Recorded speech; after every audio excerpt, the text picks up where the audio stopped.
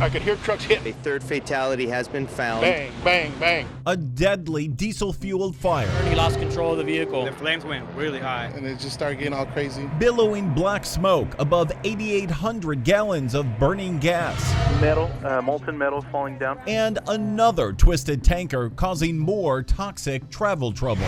And all of it sending emergency crews into action for careful hazmat cleanups. We're not sure exactly why he went off the road. One of the most expensive hazmat disasters in California history happening right here in Banning when this tractor trailer overturned. And it was terrible. Firefighters kept its 5,921 gallons of gasoline from igniting. But even after siphoning some of it off, the spill still required heavy equipment to dig out 7,920 tons of impacted soil at a cost of $1,294,725. Any of the fuel that contaminated into the soil, that's going to need to be removed. Even though the dust has settled on this disaster, it is still by far the most common hazmat situation across the state. Our analysis of more than 178,000 incidents over the last 10 years reveals more than a quarter of them, 51,000, were in-transit highway accidents like this. The vast majority of them, with costly cleanups, were on freeways, 707 of them totaling in excess of $24 million. Because there are more accidents on highways. Bob Richard is the former hazmat deputy administrator from the U.S. Department of Transportation.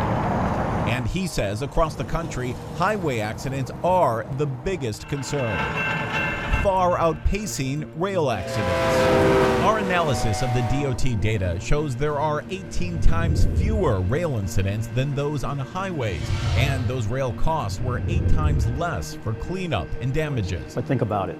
There's over 2 million shipments of hazmat every day in the United States of America, and most of that stuff is moving by highway. Did you get the flyer? And exactly where that stuff is moving to about the hazardous rail transport is what keeps Janet Gunter moving. Too much high risk. The risk, she says, is in plain sight from San Pedro's Taper Elementary School. It is just too close. Less than 2,000 feet from where she's standing are 2 massive tanks capable of holding up to 25 million gallons of butane. Although there has never been a catastrophic incident here, a USC student doing a case study on the site recently describing its potential explosive danger as being on par with a nuclear bomb, with a blast radius that could extend past 8 miles. We're talking about the potential for an explosion beyond belief. An explosion she believes that could also annihilate her nearby San Pedro home. I think it's really unfortunate that so few people really understand the hazards and the high risks and jeopardy from the transport of hazardous materials. And you live it. And we live it. She's already lived through this accident just feet from the tank. Because I was shopping at Home Depot across the street when it happened. It was a non-explosive collision between a train and a truck, and it's unclear exactly what they were carrying, but the incident igniting her curiosity about the risks here. Within 1,500 feet of that Taper Avenue school, and it did not rupture the rail car, but it easily could have. And recent ruptures, like this one in Palestine, Ohio, make it all the more real every day. You think this could happen here? It eventually will. It's coming, I guarantee you. Unless they do something, it's going to happen. But statistically, rail hazmat accidents fly far below airline incidents. In California, our analysis shows there were 914 air incidents in the last 10 years. 78 of those were on passenger planes, and nearly half of those, 35, landing at Los Angeles International. There's a lot of concern about lithium batteries. In the sky across the country, there is on average 1 battery incident a week, like this one our investigation discovered, burning through a backpack on a flight arriving at LAX. So when we say more than once a week, what's happening is they're occurring in the passenger compartment. Okay, that's people who are taking their cell phone chargers, their cell phones, very, very few in the cargo compartment. Okay, so you're on the flight. Yeah. And everything's calm. Yeah. It's a normal trip for you. Yeah. Normal, that is.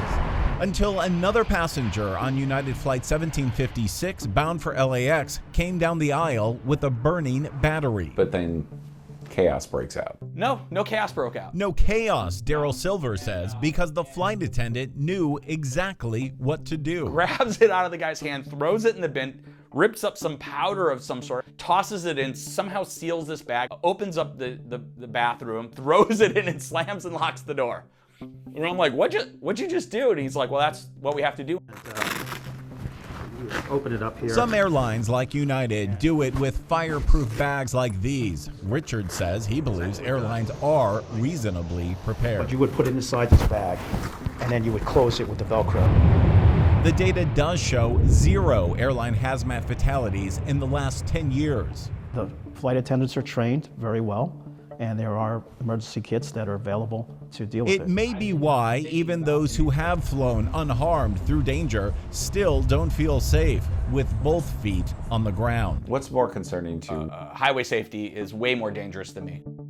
Excuse me, can I give you this? And it's certainly why those with the drive to talk about hazmat dangers every day Trucks are going in and out, and trains, obviously. Every time I see one, my heart skips a beat. feel like they're walking out here roadside on shaky ground. What keeps you coming out here? Can I give you one?